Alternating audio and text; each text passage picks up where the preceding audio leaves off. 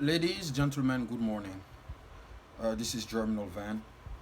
Today, I'd like to talk to you guys about racism. I'd like, in fact, to give a historical explanation of racism. I'm not here to talk about the death of George Floyd because that's a very particular case, but I'd like to talk about all the historical context that actually resulted into the death of George Floyd. One thing I can say is that the death of George Floyd is a wake up call for everybody, whether you're black, white, Asian, Hispanic, no matter what your skin color is. It's a wake up call for everybody. Now, this wake up call could be assessed differently. It depends. It depends where you stand politically and ideologically. So I'm going to give here my personal assessment of this wake up call that I am talking about. But first, let's do some history. Where racism comes from?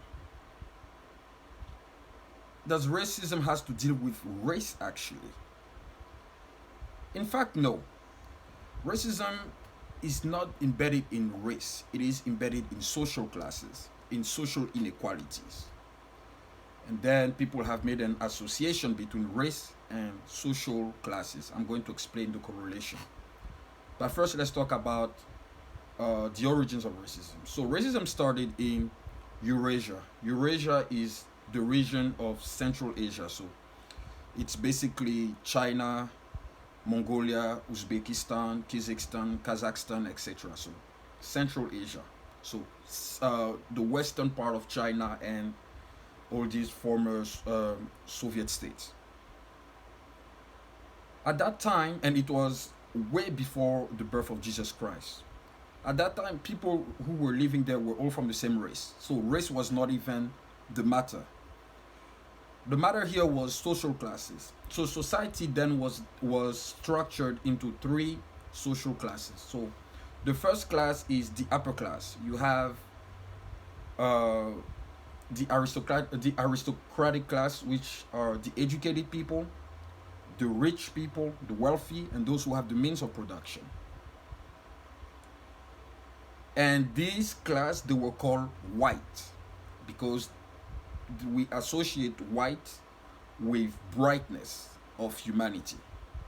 And then you have the middle class, which is in fact the red. They were the guardians. So that class was represented by people who work in the police, the military, those who were meant to protect the upper class. So they were called the guardians. And they were, of course, paid by the upper class. And they were meant to protect the upper class against the lower class, which is um, the craftsmen, the layman, the factory worker. So anybody that is not in neither the middle class nor the upper class. So anyone, so basically the layman. So anyone that doesn't have access to money or anything, and those people they were called blacks, and that has nothing to do with the skin color. It was just the social status. The social status, since they were at the bottom of the social ladder, they were called blacks.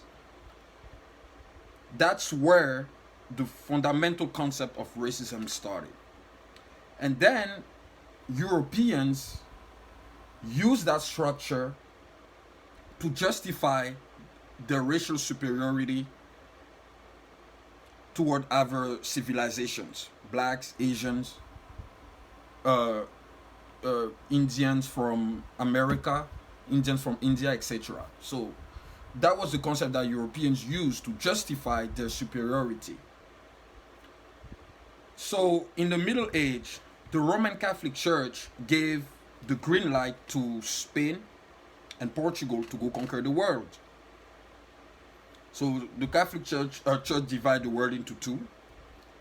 Uh, I think Spain will take the Western Hemisphere and Portugal will take the Eastern Hemisphere, and then they will go conquer the world. And then Christopher Columbus, who did not discover the United States, massacred a lot of people in the name of his racial superiority. Because when we say you discovered something, it means that when we say you discovered the land specifically, it means that that land was not inhabited by people before. But when Christopher Columbus came in American land, there was already Indian Americans that were living on these lands. So he did not discover America. It was in fact Amerigo Vespucci who discovered the continent for Europeans. But that's another subject. And then we have the Enlightenment. The Enlightenment era was in the late 1600s. That's when also the slave trade was going on. So when the Europeans engaged into the slave trade, they used that same paradigm of the social inequality structure to justify why the slave trade needs to happen. And that's when they made the correlation between black as a social class and Africans, because Africans are black by skin color. So they justify that because Africans are black by skin color, they're necessarily poor, they're necessarily criminals, they're necessarily animals that need to be in cage. And that was even the justification for colonialism. And colonialism was the intellectual and scientific justification to actually conquer places in Africa. So Jules Ferry, who was a French politician and scholar, gave a speech in at the French National Assembly in which he proposed a project which is called the French Colonial Project. And he justified why Africa and black civilization, needs to be civilized. He said that black people they were not civilized. We were savages, and we deserve to be enlightened. So it was that same concept that was also applied in the United States with slavery. The plantation owners were taught from this fallacious paradigm that the white race belongs to the nobility, the white race is educated, the white race is wealthy, the white race is the race that has the means of production. Therefore, the white race is the aristocratic class in society, and slaves who were then properties were black. So they were criminal, they were poor, and they were animals that need to be held in cage. And through the development of the United States, they tried to justify scientifically that false narrative with eugenics.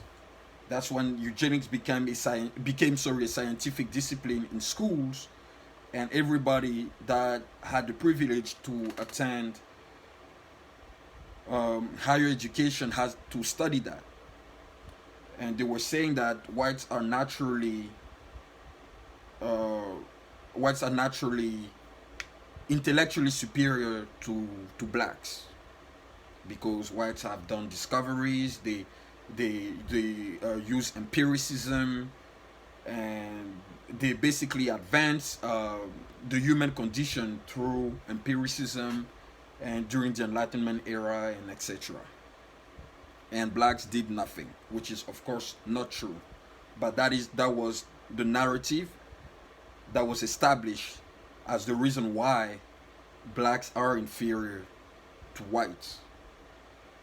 And it was from then that this systemic racism in the United States has been implemented. And that is why it has been very hard for black people to climb the ladder, because there is that system that was established on them. However, As I said at the beginning of this video, the problem is also endogenous. The problem of the black community is that we are not supportive of toward one another. We do not support each other. While other communities, the Asian American community, the Hispanic community, the Jewish community, they all support each other, but black people don't, whether it's in Africa or in the United States, even in Brazil or in Cuba. Black people don't support each other, so it is easier for the oppressor to continue to oppress us. Secondly, black people do not have economic power. We unfortunately do not have the means of production.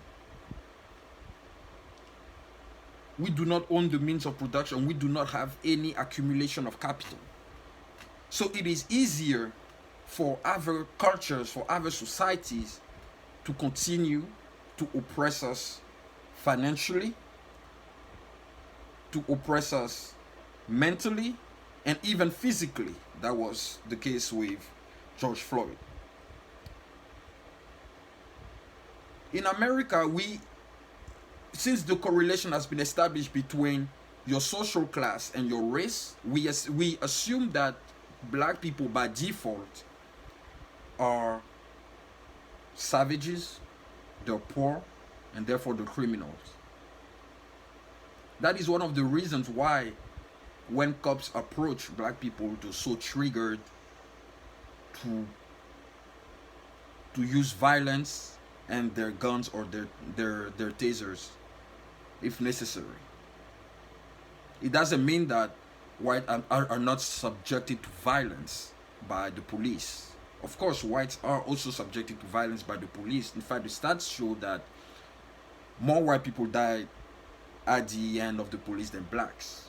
But the degree of violence, the difference of treatment plays also a role. And the difference of treatment is embedded in that systemic racism that has been established in the United States. For black people to emancipate themselves from this social mental conundrum, we first and foremost need to be united. We are not. When we see our brother being successful, instead of asking ourselves, how did he become successful, we try to tear him down.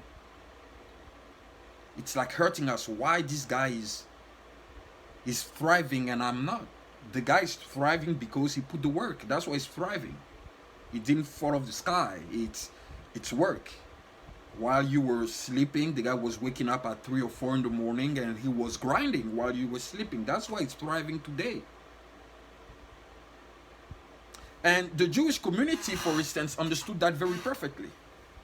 The Jewish community is the smallest community in the world, and yet they're the wealthiest. They control everything. Why? Because they have economic power. Because when the money comes in the Jewish community, it doesn't leave the community for a while, for a very long time. It circulates within the community. It's the same that Asians did. When Asians came in the United States, they also suffered too. They had their fair share of oppression. They were oppressed. But today, the Asian community is the most respected minority among all the minority groups of the national population. And the reason why Asians are so respected today is because they understood that education is what will give them salvation. And that change was made in China, in Japan, and in South Korea. And before, these cultures used to rely on everything else but education, but intellectual and academic endeavors. When Asians, so Chinese, Japanese, and South Koreans started to rely on education, they imported that culture into the Asian American community in the United States. Today, the Asian American community is thriving economically. Asians are going to the best schools. They go to Harvard, Yale, Stanford, University of Chicago, uh, University of Pennsylvania, Cornell, Duke, etc. They take those standardized tests and they knock the hell out of these tests. This test, sorry, perfect score. They score. They always make perfect score to the point that Harvard had to discriminate against them in 2018. There was a lawsuit in which some Asian students sued Harvard uh, for having a bias for having bias criteria on admission. So for black people to be respected all around the world, we need to make a change in Africa. Africans need to embrace certain features. We need to change our cultural incentives. Because so long as we do not do that, black people wherever they are will suffer because we will still not have the economic power to speak to others as equals.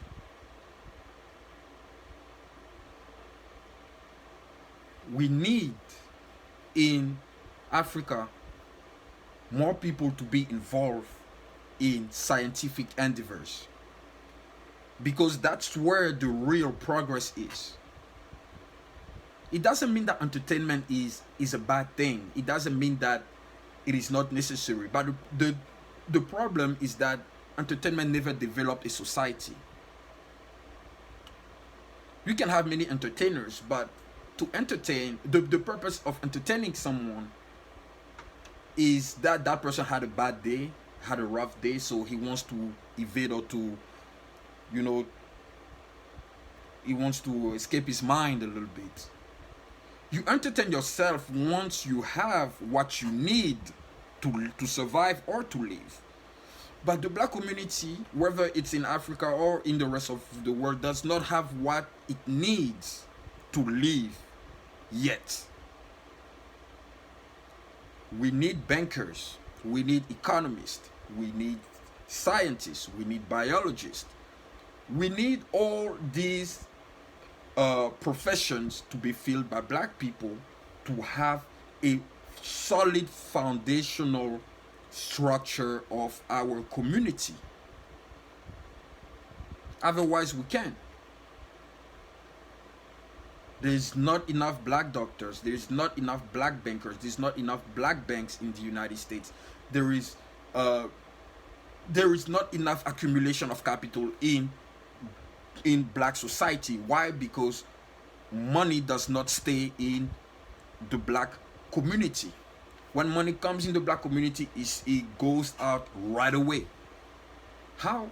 You have a brother that is having that has his business. He buys products. Normally, once you buy his product, that brother needs to use that money to spend on another black business and then etc. and it will go through the community. But the some, you give them money, they go buy Ralph Lauren polos immediately. But Ralph Lauren is owned by Western people.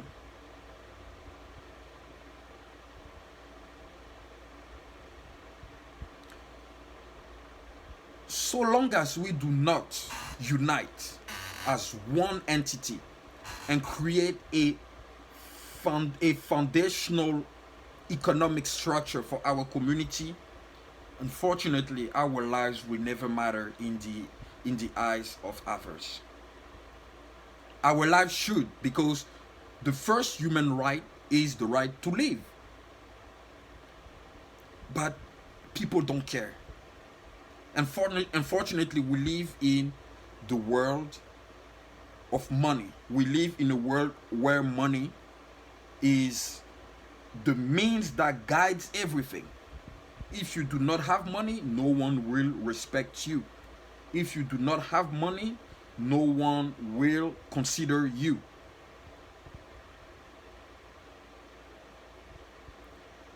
Black people individually thrive. They're doing well individually, but collectively, we are at the bottom of the ladder. And that is why In the United States, police brutality remains a conundrum, a very active conundrum on black people. But black people also need to stop killing each other. Black on black crime needs to stop. It is because we kill each other that we give the incentive to those white cops to kill us too. Because they will say, if they're killing their own, why should we bother to try to respect them?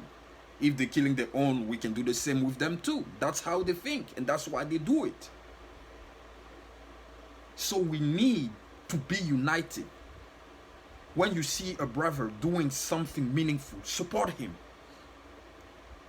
You do not know what he had to go through to be where he is today, so support the guy instead of trying to bring him down.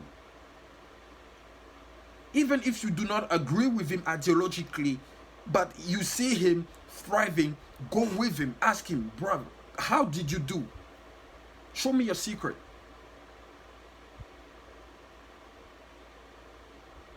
In African societies too, those at the top need to understand that in order for our society to thrive as one, they need to help those at the bottom of the ladder to emancipate themselves.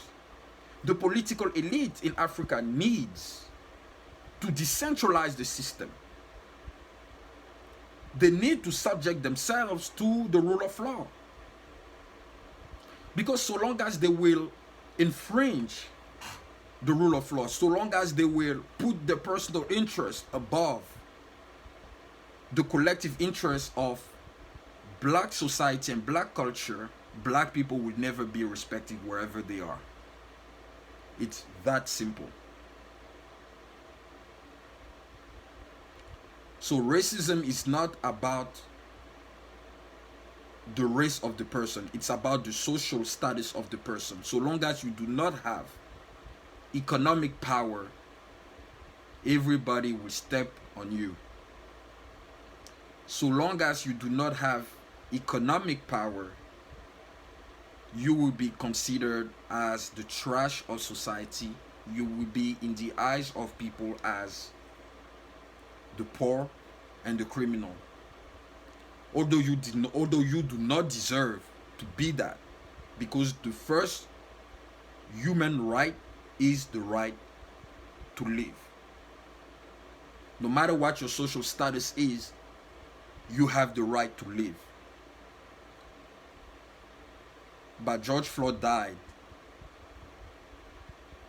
because society sees him as a criminal and as someone who is poor.